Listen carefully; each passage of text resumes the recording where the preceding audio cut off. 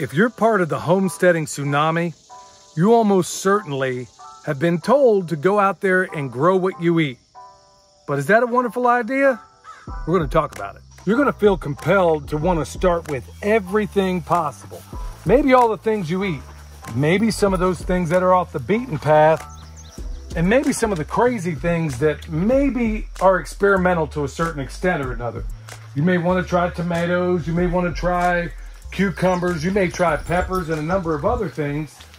But I will point out that when you start off with tomatoes and you're a new gardener, you're likely going to have a high degree of failure. And what are some of the reasons why, Michelle? So tomatoes require quite a bit of, you can't just leave them and let them grow. A couple things you have to think about are staking. How are you going to stake your tomatoes? There's a bunch of different ways to do it, but they need to be staked. Pruning, it's best to prune tomatoes just so for good airflow and good fruit growth. Those are just a couple of things to consider when you're growing tomatoes. But when you get down to brass tacks, if you're new to all of this, if this is a whole new, we do have a homesteading tsunami right now. Food prices are making that possible. All the other things that we talk about a lot of times in our podcast, all those things are going on right now. So we don't need to keep going on about it. But people make the colossal mistake of coming right out of the gates and going full steam ahead in 20 different things, and then you have a massive failure in all of them. Maybe that's not where we ought to start.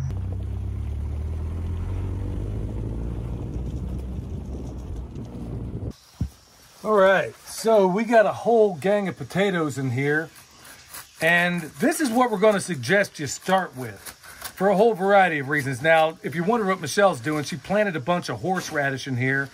She basically chopped it all off, and I'll use that in the compost pile because I'm doing a lot of that here lately. So, why potatoes? Why would we say start with that? Well, once again, look at the times we're in. It is an excellent storage crop, okay? Most people can grow them all over. You get a lot of calories. It's nutrient, depending on where you get it. If you buy the ones in the store, maybe not so much. But it is nutrient dense, and it has a whole lot of good stuff in there, especially if you grow them at the house. And because I grew them at the house, and because I grew them in this soil that is very bioactive, it's going to have all the beneficial microbes I need to have down in my belly. So that's another good reason. Also, we'll talk to Michelle in a minute because she's going to go into greater detail as to other reasons as to why you might want to start with potatoes. Potatoes are pretty easy to grow. There's not really a whole lot of maintenance, especially if you plant them in raised beds or a container. You just plant them and let them grow. Now, if you plant them in the ground, you're going to have to hill them up as they grow, but not in a raised bed. Not when it has this much soil in it. But you also have a high degree of versatility. So for some of you people that may be living in a balcony somewhere, could you put this in something else? They have fabric pots, or you could come up with your own container. Put it on your balcony, put some soil in there, and plant some potatoes and harvest them. Potatoes, to me, are a lot like the reason why I love apples. Not only because they taste great, but also they store a very, very long time if you put them in the right conditions. That is something we all need to be thinking about right now. Plus, if you do it right, you also have seed stock for the next time you plant. Yeah. This here is a potato fork. There are many like it, but this one is mine. Now, the only reason I'm pointing this out, y'all, we had been looking for one for well over a year. It was easier to find Hunter Biden's crack pipe in the White House than it was to find one of these for a while, but they are out there. I think we had to go to Ag Care or some other place. In the past, we've used pitchforks because these things were that hard to find, but maybe they're back in stock now. So, in a nutshell for potatoes, all you need is this here and a bucket and a little bit of elbow grease. For tomatoes, like I explained down there, you're going to have to think about staking tomatoes, how you're going to stake them, all the equipment that you need in order to stake tomatoes. And once you harvest tomatoes, you're going to have to think about how you're going to store them, and it's going to have to be relatively quick because they don't have a long shelf life. Yeah, if you get those ones in the store, they're all, they base it on basically a few criteria. How well it does in shipping, what does it look like, and flavor is not even considered in that. So there's a big difference in the stuff you grow at the house versus the stuff that you can find in most stores. Even in some of those organic stores, you're never going to be able to produce the quality of everything you produce on the homestead.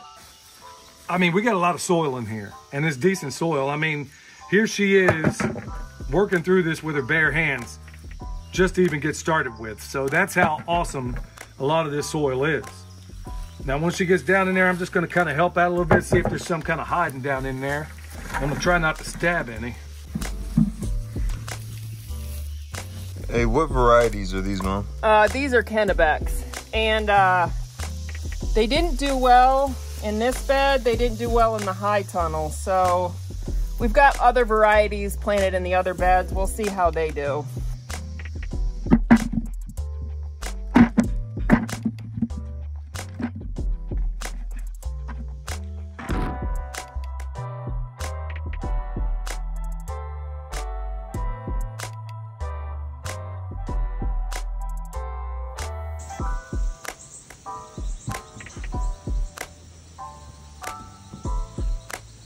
All right, so not a bad day's haul.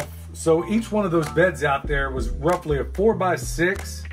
So it's not a whole lot of space, but it was space that we used when we first got here to just do anything. And then at the time, we filled it up with some of that store-bought soil, which we've been constantly having to amend. This year, we're really going to put our foot in it and get that stuff really, really off and running. So when you add it all up, we got about, if you were to put them all together, we got basically a bucket per bed. We've got more in the past, but this is not a bad haul, but it's a really simple thing if you're just coming right out of the gates. Right. So storage. Now, for the to store these potatoes, what you're going to do is put them all out in a single layer so that the skin is going to form on them, and then you're just going to put them in your permanent storage location. That's it. It's a lot of just sitting time.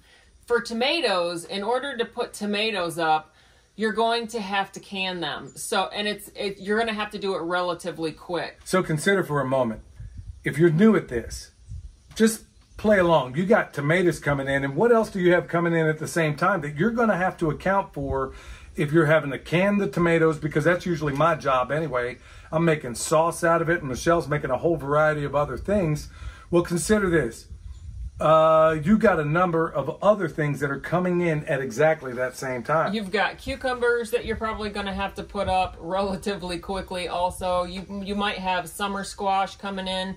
You've got a whole bunch of your summer vegetables that are coming in. So it's not just one thing you have to concern yourself with. And when you're thinking about this stuff, remember, many of us are so used to, especially when you're getting into this, you're so used to the shelf life that you get at the things at the store. It is not the same for the things you grow. But for potatoes, it's another thing altogether. That's why it is a fantastic idea for anybody getting started in this right out of the gates. We're not telling you in any way don't grow tomatoes.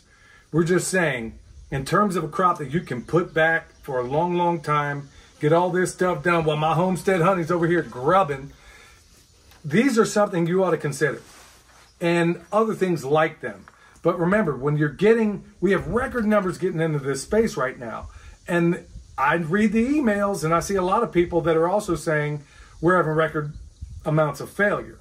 So keep it simple. Start with the things that you can put back.